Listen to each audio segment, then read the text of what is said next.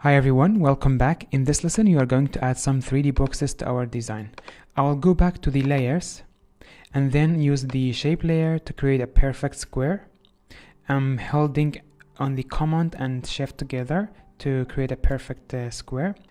I will change the name of the layer to the box 1, and then go to the 3D and extrude from the selected path. Now we have our 3D box. The first thing we are going to do is to bring down the environment to fit it with the horizon of the picture, just like we did for the 4D text. So I'm going to use these tools to rotate and move the environment.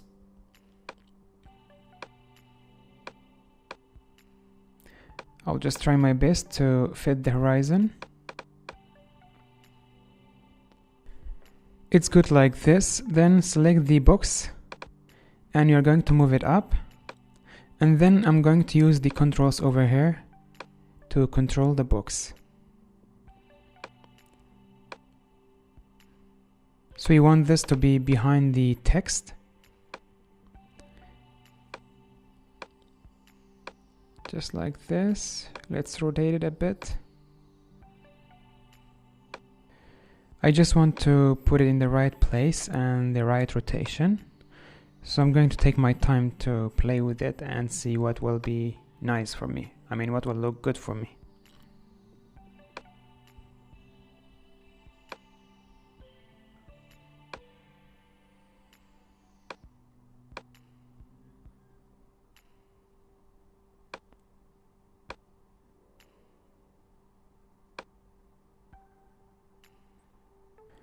Okay guys, I will keep it like this. It's nice now.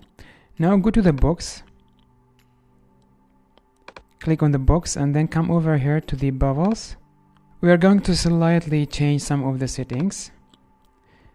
So the strength and the angle, let's play with it and see what will work for us. Like this is good. Now select all of the material of the box, and over here we can choose one of the preset. I'm using this one. Then I will change the color to red. Not a pitch red, but a bit like pink and red together. Let's render it and see how it will look like. It's already very nice, but there are many things that we need to change to make it better. Okay, we'll go to the environment and we need to add a new environment or a new texture. I will name it anything. 4K2. Okay, and now go to the background picture. Go to the layer, background picture, double click on it. And now Ctrl A, Ctrl C to copy. Go over the 3D environment. We will double click on the box to go back to the 3D environment, and then over here edit the texture. It will open a new document, paste your picture here, go to the image and reveal all. And then save it. Click OK. Now go back to the 3D environment. As you can see, the 3D makes the computer really slow. I will just close all of these extra documents so we have more memory. Now we are in the 3D environment and we already have our texture or the picture in the environment. Let me render it and see what we have changed.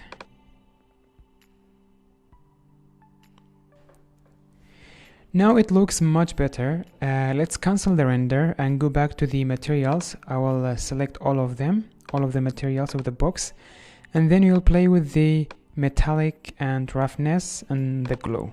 And we will see what will work for us. When you're playing with the settings of the materials, make sure that you select all of them always. I'll just increase the glow and see what it will change. I think it's too bright now. Let's cancel the render and select all of them, bring down the glow. Let's render again and see. I think it's nice like this. Let's cancel the render, and the next thing we are going to do is to play with the light. So we want the light to come from the light source in the background.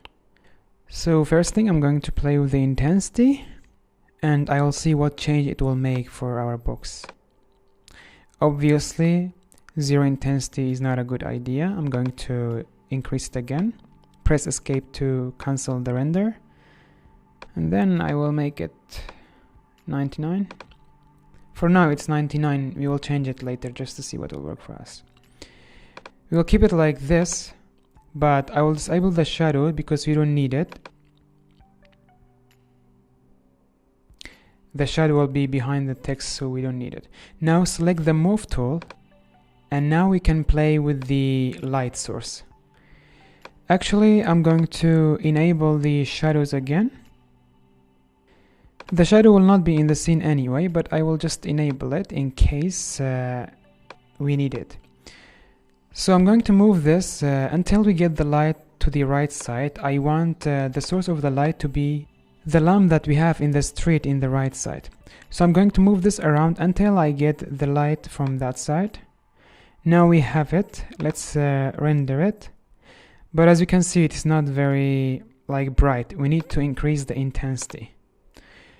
I'm going to move it around a bit just to get it perfectly. Like this is good. Let's render it. Okay, better, but we need to increase the intensity. So I made the intensity 226 and let's render it. I think like this is good. The final thing that you're going to do with this box is you're going to the layers and I'll bring it below the 4D text. Okay guys, this was the end of this lesson. I'll see you in the next lesson and we are going to create our second box. See you there.